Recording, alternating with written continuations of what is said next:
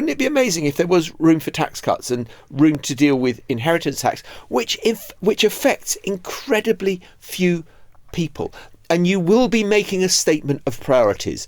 If the Tory government says, right, the one priority we've got is to do something about inheritance tax, which only affects the 4% of wealthiest estates, and the rest of us are unaffected by it. So it kicks in on properties, on estates. I mean, we say estates, but it means like whatever you own, right?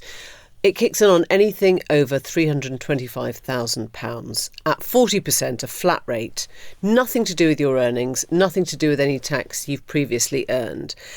And actually, there are lots of countries. You were mentioning Australia hadn't paid inheritance tax since, I think, 1979.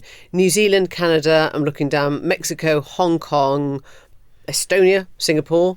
They're all out of inheritance tax. So it's clearly, we wouldn't be the front runners to get rid of inheritance tax. It looks like much of the sort of English-speaking world, although interestingly, America does have inheritance tax, I assume, does pay it.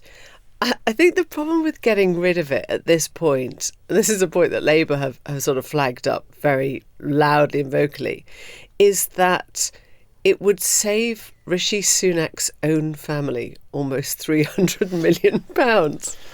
And the vast majority of households wouldn't benefit. And I'm sort of laughing as I say that because I'm just imagining it slightly awkward if you're the Prime Minister and you've brought forward this policy which you're trying to make out is a really decent way to make the tax system a bit fairer and a bit simpler and recognise that actually people had already been taxed.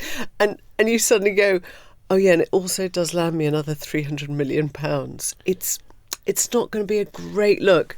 And there are a lot of very wealthy cabinet members, like, Jeremy Hunt, who had a very successful business career, sold a business. Grant Shapps was a serial entrepreneur, has made a lot of money. There are others as well who've made big sums of money. And it becomes very politically awkward if in a general election, the Labour Party were to start saying, how much would this one gain? How much would that one gain? How much would someone else gain if there was no longer any inheritance tax? The Newsagents. This is a Global Player original podcast.